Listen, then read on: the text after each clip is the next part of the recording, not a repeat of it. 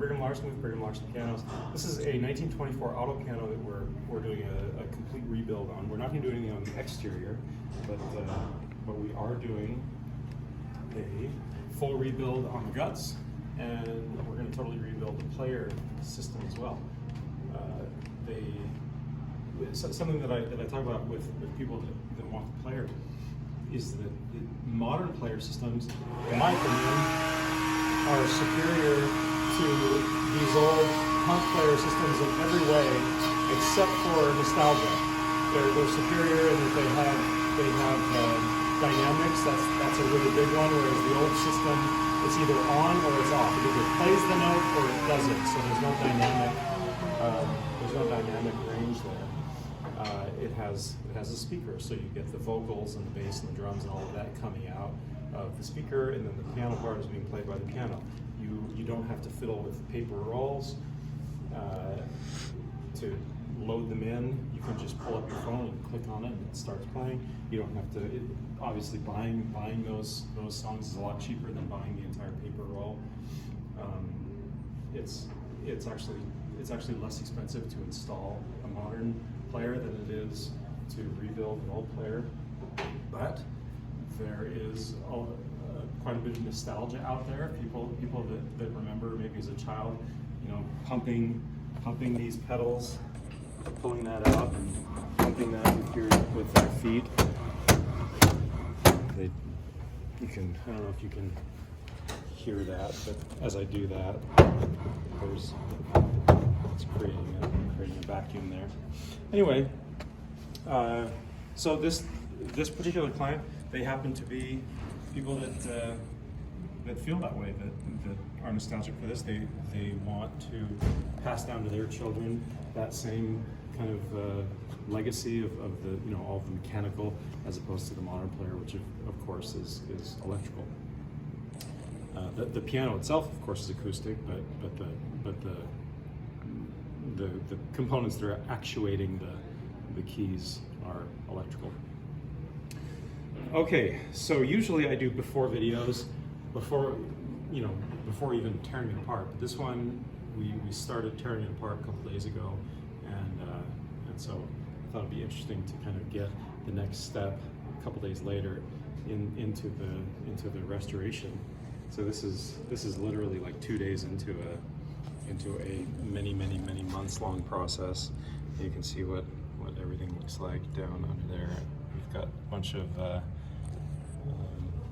little bug shells,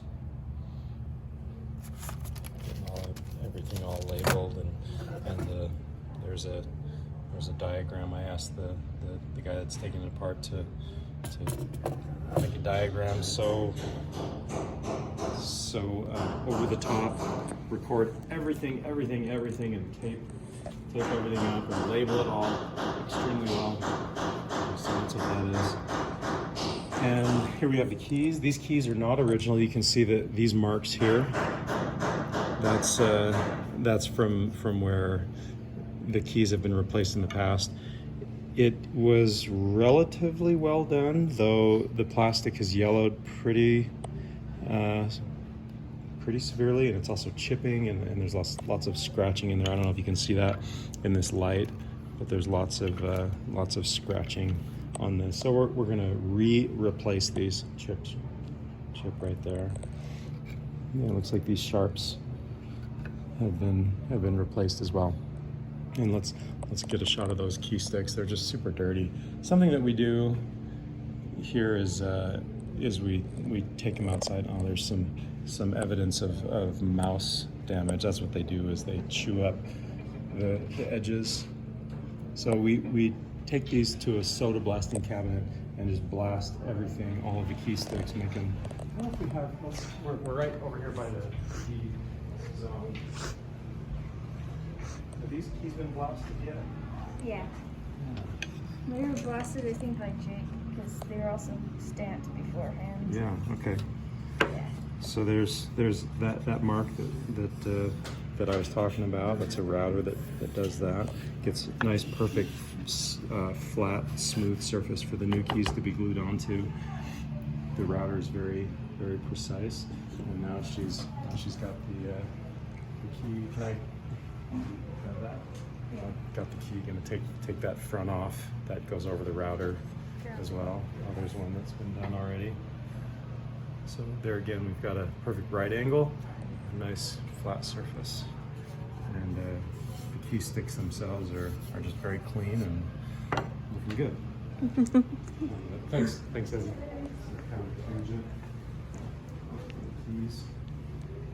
So this piano, like I said, is going to be total rebuild. We'll be replacing. How much I can lift this up without these keys sliding. So we're going to be replacing the hammers, we're going to be replacing the dampers, new strings, we're going to be putting on new tuning pins. We always refinish the plate as well when we do these full rebuilds, which really doesn't matter. The plate is just a structural component. It's just what holds all of that tension. It's a huge amount of tension, 18 tons when you add up all 220 strings. Each string is about 160 pounds of tension, give or take.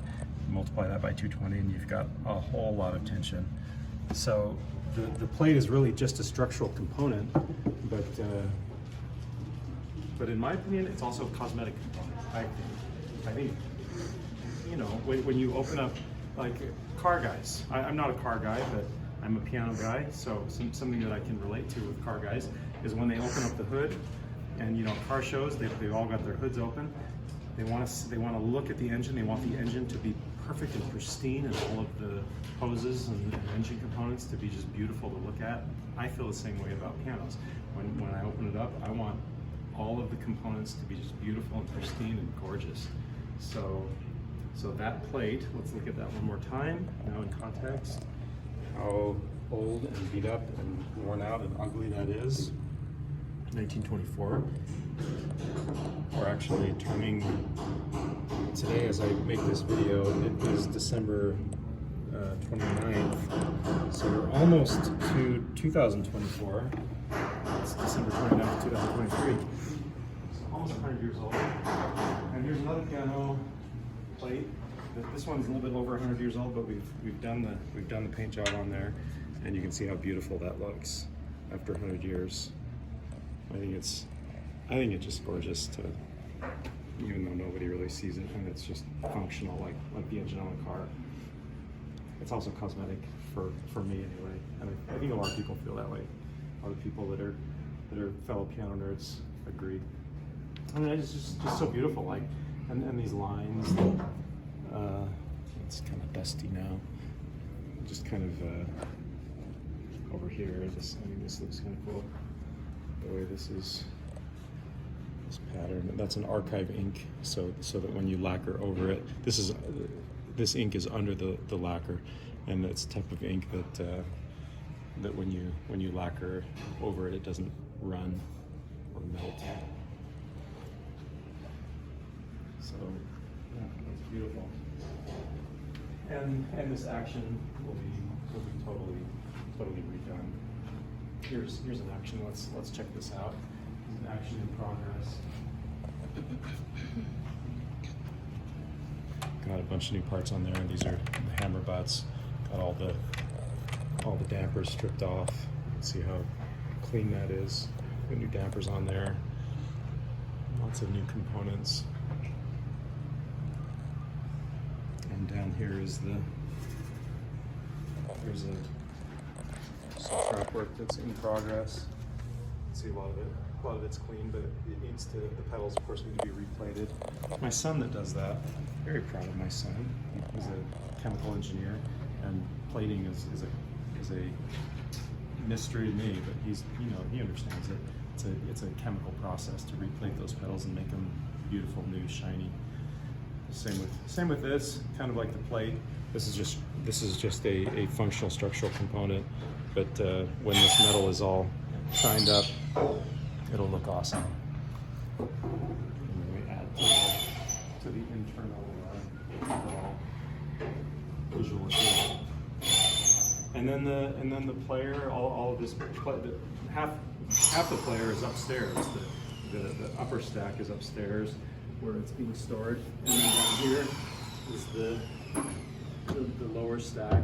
So all of this. Let's have a shot down here. Camera, you can see how dusty everything is, and so all of that will be beautiful and redone. And we'll re-lacquer the soundboard. We'll repair. Looks like somebody has done a little repair right here. This little soundboard button that's a repair. So we'll take that out, and since we'll have the plate out and all the strings and everything, we'll have the opportunity to do a little bit nicer,